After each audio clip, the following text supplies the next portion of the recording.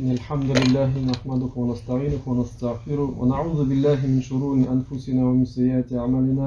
من يهده الله فلا مضل له ومن يضلل فلا هادي له، وأشهد أن لا إله إلا الله وحده لا شريك له، وأشهد أن محمدا عبده ورسوله. Barcha maqtovga bir Alloh subhanahu va taoloning loyiqli. Anig'ina biz buyukligiz, anadan yordam so'raymiz, anadan g'afur so'raymiz o'zimizning yomon ishlarimizdan. Ham kimni Alloh subhanahu va taolo to'g'ri yo'lga ko'ndirgan bo'lsa, hech kimda u to'g'ri yo'ldan chiqara olmas. Ham kimni adashuvda qoldirgan bo'lsa, hech kimda u adashuvdan kimni Alloh subhanahu va taolo to'g'ri yo'lga ko'ndirgan bo'lsa, hech kimda u to'g'ri yo'ldan chiqara olmas. Ham kimni Alloh subhanahu va taolo adashuv yo'lida qoldirgan bo'lsa, hech kimda u adashuv yo'ldan chiqara olmas. Shahodat aytgan Allohdan boshqa g'iybat qilayotgan zot yo'q ekanligini, ham shahodat aytgan Muhammad uni elchisi ham quli ekanligini. Barchangizga assalomu alaykum va rahmatullohi va barakatuh. Allohning salami, ham rahimligi, ham barakati bo'lsin. Shunday Alloh subhanahu va taolo aytadi: Ya ayyuhallazina amanu taqulloha haqqa tuqatihi va la tamutunna illa va antum muslimun. Ey iymon keltirganlar, qo'rqingiz Allohdan deb tiyishli qo'rquv bo'ladi, ham musulmon bo'lgan holaringizda nafaqat bo'lasiz deb. يا أيها الناس اتقوا ربكم الذي خلقكم من نفس واحدة وخلق منها زوجها وبث منهما رجالا كثيرا ونساء واتقوا الله الذي تساءلون به والأرحام إن الله كان عليكم رقيبا. Ey kishilar, qo'rqingiz Robbingizdan, u sizni boritdi bir jondan, ham chiqardi u jondan, ham boritdi u jondan bordi, ham chiqardi u ikki jondan, ya'ni otamiz Odam bilan Havo onamizdan ko'p ilah ham xotinlar deb. Qo'rqingiz Allohdan deb, uning ismi bilan siz marhamatlik so'raysiz deb. Xo'qliqda Alloh subhanahu va taolo sizni kuzatuvchidir deb. Ya ayyuhallazina amanu taqulloha va qulu qawlan sadidan yuslih lakum a'malakum va yaghfir lakum dhunubakum va man yuti'illaha va rasulahu faqad faza fawzan 'azima. Ey iymon keltirganlar, qo'rqingiz Allohdan, ham durust so'zgina so'zlagingiz deb. Shu ishroqda Alloh subhanahu va taolo sizning amallarıngizni yaxshilatir. Gunohlaringizni yo'qlar.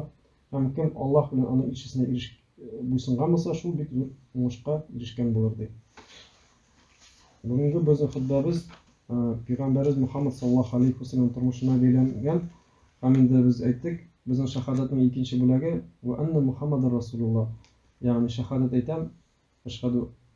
aytam Muhammad uning ishisi ham quli ekanligini. Ham musulmon bo'lgan kishiga mana shu Payg'ambarimiz sallallohu alayhi vasallamning turmushining birgina indir kesagini bilib farz bo'lib turadi. Ham endi biz o'tgan xutbalarda aytdik, bizning qabrda so'rovlarning birisi u payg'ambarim, ikkinchi so'rov bo'lsa bu payg'ambaring kim? Man nabiy bular. Ham butun rivoyatlarda keladi, maza rajul bu'ithu fikum. Kim u kishi deb sizga kelgan kim u deb so'rayashar. Ham kishilar orasida bular balki aytirlar, u Muhammad deb aytirlar shunday, ammo qaysi birisi nasiki aytolmaydi Rasululloh deb hadislarda keladi. Aha la adri, men bilmayman. Ham qaysi birlar aytir, men eshitdim Muhammad deb aytgan ismni ham Alloh tomonidan deb qobotladim deb. Mana bugungi kunga qaraylik, bugungi kun mana Payg'ambarimiz sallallohu alayhi vasallam turmushining kesagini bilan shunday bir ulushim. Boshasida Muhammad deb ismni bilalar, mana bizda bir kishi so'raydirik. Butun televizorda Aysa alayhissalom to'g'ridagi so'zlari shular bitindi. Multfilmlarda bo'lsin-manda, ammo biz so'raydirik Muhammad kim ol deb. O'zimizning Allohimizdan u Muhammad payg'ambar bo'lgan, ham u kim? U yaxshi kishi bo'lgan. Ham shunga tamom narsa bilan kelgan, narsa o'rgatgan, narsa nindi voqealar anon bilan bo'lgan bizni bir kunda o'rgatmadi. Shunga ko'ra bizga musulmon deb o'zimizni hisoblagan kishilarga narsaki shu javobga qabrda bo'lgan javobga javob berish uchun narsaki biz uning turmushini bilirga tegishmiz. Azroq bo'lsa da. Ham payg'ambarimizning tanov narsaki andakira, uning o'zini tanov, ham uning darajasini tanov, uning shajarasini tanov, arablar orasida bo'lgan ham eng yaxshi qabilalardan chiqqan tanov, uning turmushi ya'ni ko'pmi necha yil yashadi, mana shuni tanov. Birinchidan u payg'ambar bo'ldi, so'ngan endi elchi bo'ldi, chaqirdi tavhidga, bir Allohga g'ana ibodat qilishga, ham qo'rqitdi shirkdan, Allohga tengdosh qilgan qo'rqitdi kishilarni. Ham boshqa qolgan uning turmushi bilan beylangan voqealarni tanishlaydi. Hem indi bugungi kunda tatar tilida bilmayman, men endi урыс телендә Рахик аль-Махтум дигән китап бар, Мубарак Фуриның монда бер китабы. Шундый яңгына анда инде Пәйгамбер саллаллаху алейһи ва саллямның тормышы язылган. Һәм безгә инде хакыйкый асыл нәрсәкәй шушы Пәйгамбәрбез саллаллаху алейһи ва саллям тормышының әйттем инде бер өлешен белергә. Һәм бу белем гыйлем дип әйтәбез, ул фарыз безгә, мәҗбүри рәвештә булып тора.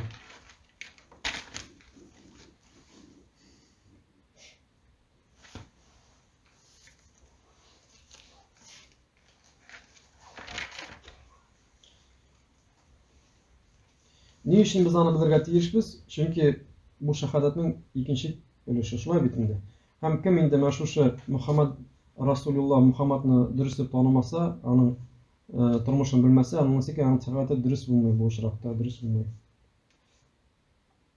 Чөнки мәсәлән, менә без үзебезнең дин кардәшләрен сорасак, кем ул Мөхәммәд дип сорасак, ул безгә үз теле белән гадишә генә булса да, кыскача гына безгә аны биш әйтеп бирергә тиеш.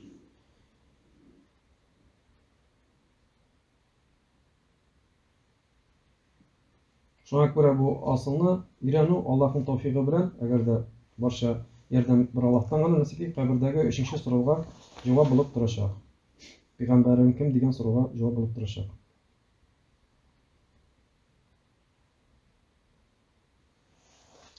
Монда инде гарәп телендә китерелә: "Ва хуа Мухаммад ибн Абдилла ибн Абдул-Мутталиб ибн Хашим ва Хашим мин аль-Курайш мин аль-Араб вал Араб мин зуррияти Исмаил ибн Ибрахим аль-Халил." Yani аның исеме Мухаммад, атасы булды Абдулла, Абдулланың атасы булды Абдул-Мутталиб, бу пәйгамбәрнең картасы була инде. Абдул-Мутталибның не булды инде, Хашим булды инде уже шушыны атасы. Ва Хашим, менә шушы пәйгамбәрнең картасы, как уже прадед получается, ва Хашим мин аль-Курайш. Шушы Хашим дигән кеше ул Курайш кабиләсеннән булды, гарәпләрдән. Һәм шушы Курайш кабиләсе гарәпләрдән булды. Һәм гарәпләрнең иң яхшы кабиләләреннән булды ул. Һәм шушы гарәпләр нәсәкәгә килә, Исмаил галәйһиссәламның тамырына киләләр. Һәм Исмаил галәйһиссәлам чыккан ул Ибраһим галәйһиссәламның тамырына. Менә шундый Пәйгамбәр саллаллаһу алейһи ва саллям тамыры, шәҗәрәсе шушы Ибраһим галәйһиссәламга тоташа. Һәм инде галимнәр арасында бар шундыйлар, алар инде Ибраһим галәйһиссәламнан башлап атабыз Адамга хәтта шәҗәрәсен шишәләр, әмма инде монда монарга дәлил юк. Дәлил нәрсәкә генә шушы калган кеше ул Кинан дигән кешегә генә барып җитә ул.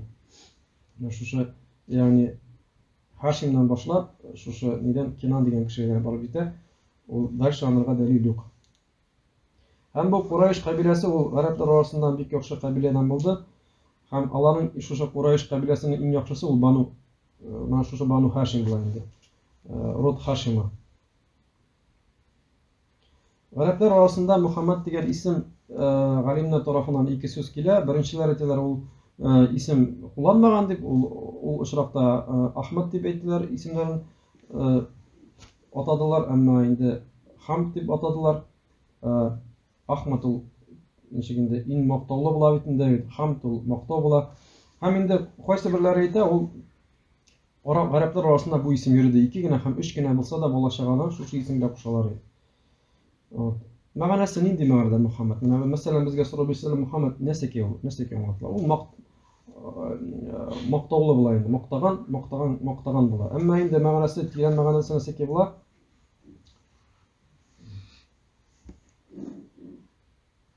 Мактауга лаеклы булсын өчен, мактауга лаеклы булган үзенең яхшы сыйфатлары сәбәпле. Ягъни Пәйгамбәр саллаллаһу алейһи ва саллямның мактауга ни өчен лаеклы булды? Именно үзенең бик яхшы сыйфатлары өчен. Һәм инде менә гарәпләр арасында шундый ни бар иде. Ул безнең халык арасында да бар инде менә шундый ният белән, менә мәсәлән Ахмад, менә кешене исем кушалар менә бит инде. Сахабалар исемнәрен кушалар. Умар, Абу Бакр, менә шундый кешеләр булсын, дөрестләр булсын дип бит инде. Әмма Тау, Сахар дип исемнәр дә булды. Сахар ул тау, ягъни көчле, куәтле булсын дип. Һәм Пәйгамбәр саллаллаһу алейһи ва саллям картатасы мәшһүр Абдул-Мутталиб анырга исем кушты, картатасы исем кушты. Һәм аның да нияте булган менә шушы кешеләр арасында дөрес, яхшы кеше булсын өчен дип. Һәм Аллаһ субхана ва тааля рәхмәте белән шушы аның башка сыйфатлары үзенең тормышында ачылды. Ул Пәйгамбәр булганчы хәлгә хәтле дә нәсекедери дөрес ди. Бәрәгәр дә берәй ничек дип әйтәм, урынлы татарча. Берәй шундый мәсьәләләр булса, анарга эндәшәләр. Менә син шишәле дип. Чөнки син бит ни дип менә шундый бик садык, ягъни бик дөрестлек кеше дип шулай анарга эндәшәләр. Ошыкланды тормышында.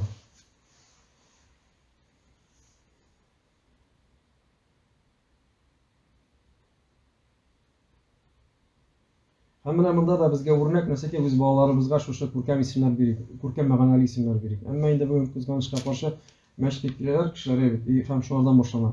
Исемегез ничек дип. Азан инде безгә исемне үзгәртәсе килә бит. Шулай бит, ну бирәсе килми ул балага андый исем. Или мәгънәсе дөрес түгел, или ул безнең вообще даими мәгънәсе түгел, әмма ул нәсәкә кеше әйтә, менә бит документ бар дип уже. Вот. Андый очракта безнең кайсы имамнар инде җәлләп кушалар.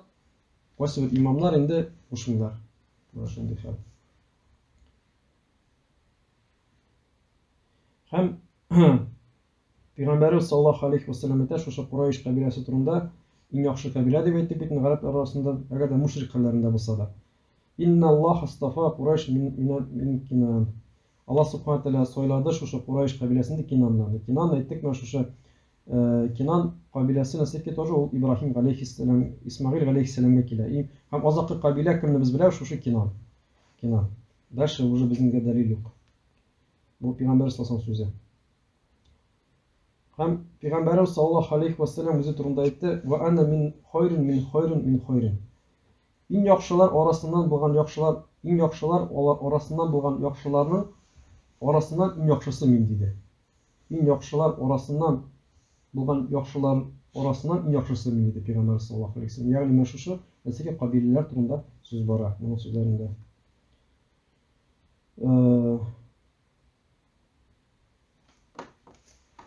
Гарәп дигән сүз менә бездә бит гарәп дип әйтәбез. Пәйгамбәр саллаллаһу алейхи ва саллям гарәпләр арасыннан чыккан диде. Гарәпләр ике якка бүленә, ул төп коренный арабы дип әйтәбез. Гарәпләрнең гарәпләре ул инде Гад, менә Самуд, Коръән Кәримдә килә, алар турында әйтә. Алар инде уже барча беткән халык. Дөньяда юк алар булар инде. Бар, кайсы бер ниләр бар, кавымнар, кабиләләр, ул мәсәлән Йемен дәүләтендә, Йемен дәүләтендә Кахтан дигән племя, да, менә алар калганлар коренный арабы. Әмма инде Пәйгамбәр саллаллаһу алейхи ва саллям ул шундый нидән кабиләдән уже которые стали арабами дип әйтә. Булган именно мустагриб дип әйтәләр инде. Ни өчен? Чөнки без әйттек, аның шушы тамыры Ибраһим алейхиссаламга барып чыга. Ибраһим алейхиссалам ул нәсәкә ул гарәпләр арасыннан булмады. Гарәпләр арасыннан булмады. Аның улы гына нәсәкә Исмаил алейхиссаламга Аллаһның рәхмәте белән гарәп телендә сөйләй башлады. Һәм менә гарәп шушы гарәп булыр өчен бит ул кан белән бирелә торган ни түгел, ничектер националист дип түгел. Ягъни менә баша калган илләрдә бит кан белән бирелә, шулай бит менә Кытай булсыннан да ни. Әмма гарәп ни ул нәсәкә ул кем менә гарәпчә сөйләшә, ул уже гарәп дип исәпләнә шәригатьтә. Шулай Пәйгамбәр саллаллаһу алейхи ва саллям әйтте, менә Исмаил алейхиссалам турында бит инде. Әүвәл ман футиха лисануху бил арабил фусха Исмаил алейхиссалам. Беренче кемгә дип ачылды ди, теледе, иҗади гарәп телендә ди, литературын дип әйтәбез. Ул Исмаил алейхиссалам ди. Исмаил анарга Аллаһның сәламе булсын дип әйтә Пәйгамбәр саллаллаһу алейхи ва саллям.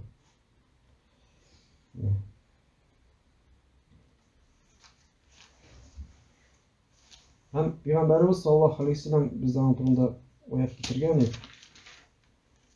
Аллаһ субхана тәгалә лакад җаәкум мин анфусикум. Ул сезнең арагыздан чыкты, ягъни сезнең халкыгыздан чыкты ди. Аллаһ субхана ва тәгалә, ягъни гарәп халкыннан чыкты ди.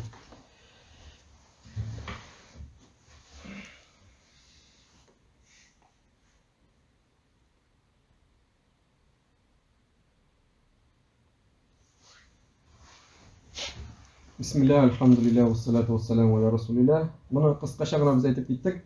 Әмма бу вагазыбызда без Пәйгамбәребезнең тормышына әле кермәде. Бу без аның шәҗәрәсен генә шиштек, шулай бит инде. Киләчәк вагазларыбызда иншаллаһ тагын да шишербез, чөнки бу бик мөһим бер хутбаның икенче бүлегендә нәрсәгә әйтәсем килә. Менә кеше бит инде ул шундый зат бит, ул асылда кеше онытырга да мөмкин. Менә Аллаһ субхана тәгалә инсан диде, инсан дип әйтәләр инде. Һәм инсан дигән сүз насия, ягъни оныту дигән сүздән чыккан. Һәм кеше менә шушы диндә булганда да онытылырга мөмкин. Ничек дип онытыла? Кешегә самообольщение дигән әйбер керә менә. Татарча белмим инде ничек аны тәрҗемә кылырга. Үзенә ничектер нык ышанамы менә. Һәм менә мин хакта дип шатланып йөри. Әмма аңларга кирәк берәберне хакта хутба башында без әйттек, кемне Аллаһ Субхана тугры юлга күндергән булса, шул гына хакта була. Тугры юлда була. Шулай бит инде. Монда безгә нәрсәки мисал, без үзебез беренчедән Аллаһ Субхана Тәала онытылмыйча, үзебезне онытмыйча, үзебез Аллаһ Субхана Тәаладан шушы тугры юлны сорарга тиешбез. Аллаһ Субхана Тәала Коръән Кәримдә әйтә, Пәйгамбәр аша безгә җиткерде: "Раббана ла тузигh кулубана". Я Раббыбыз, безнең йөрәкләребезне борма ди. Бәгъди һадайтана, тугры юлга күндергәч ди. Ва хабла мин ладунка рахматан. Һәм безгә бүләк ит мин ладунка рахматан, үзеңнән рәхмәт ди. Иннека антал гафур. Ва хаблана мин ладунка рахматан, иннека антал ваххаб ди. Хаклыкта син генә ди, син чын бүләк бирүче ди. Ягъни Раббана ла тузигh кулубана бәгъди һадайтана ва хаблана мин ладунка рахматан, иннека антал ваххаб. Менә шушы сүзне без барыбыз да ятлап кулланырга тиешбез. Ул Коръән Кәримдә бар, менә шушы вагазның төбендә язылыр. Һәм икенче дуабыз: "Я мукаллибал кулуб, сабит калби ала диник". Эй йөрәкләрне әйләндерүче, ныгыт минем йөрәгемне үз динеңдә ди. Үз динеңдә дип һәрвакыт шушы телебездә булырга тиеш шушы ике дуа. Менә шулай барчабыз да Аллаһ Субхана Тәаләнең рәхмәтендә булып, тугры юлында булып, һәм шулай дөрес итеп динебезне аңлап, гамәл кылып яшәргә насыйп булсын. Барчагызга да рәхмәт. Әйдәгез, намазга торыгыз. Аллаһу акбар, Аллаһу акбар. Ашһаду ан ла илаһа иллаллаһ, ашһаду анна Мухаммад